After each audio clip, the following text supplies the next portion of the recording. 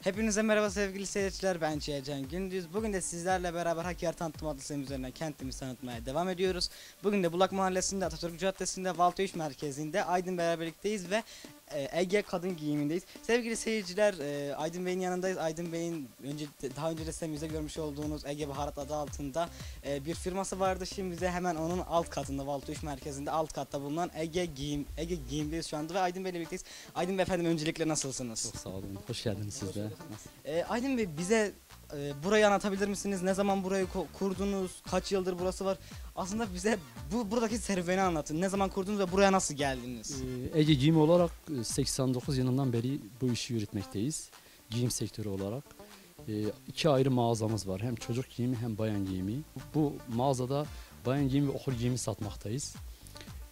Ege Giyim olarak yıllardan beri bu hizmeti vermekteyiz. Herhangi bir müşteriden herhangi bir şikayet, herhangi olumsuz bir durum yaşamadık. Bu sektörü elimizden geldiği kadar yapmaya çalıştık ve çalışıyoruz.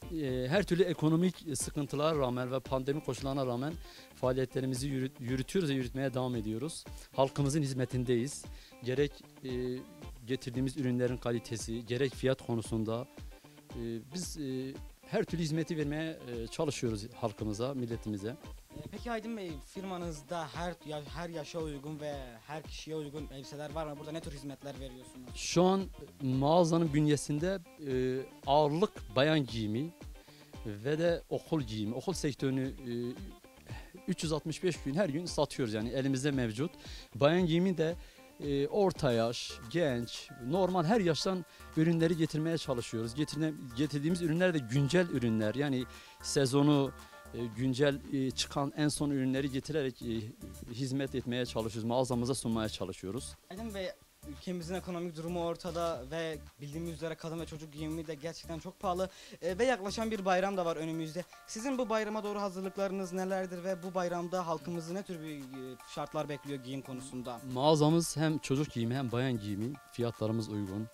Örneğin pantolonlarımız 10 liradan başlıyor 80 liraya kadar. Tişörtlerimiz 5 liradan 50 liraya kadar.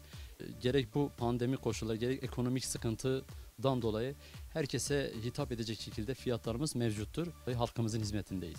Aydın Bey, geleceğe yönelik planlamalarınız nelerdir efendim? Vallahi elimizden geldiği kadar mağazamızı daha iyi yerlere taşımak, işimizi daha güzel yerlere taşımak.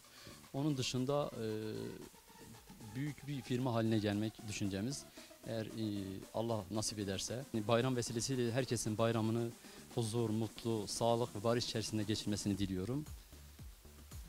Yani efendim, gerçekten bize çok teşekkür ederiz. Bizi buraya ağırladınız ve değerli düşüncelerinizi bize aktardığınız için. Sevgili seyirciler, bugün de sizlerle beraber Ege Giyim'deydik. Ürünleri bizim de gördüğümüzde şahit olduğumuz kadarıyla ürünleri gerçekten oldukça güzel ve kaliteli. Yani her ailenin ekonomisine değinebiliyor. Yani burada her yaşa sahip insanlar gelip buradan alışveriş yapabilirler. Biz de bugünlük burada çekimimizin sonuna geldik. Bir dahaki çekimde hoşça kalın efendim. Görüşmek üzere.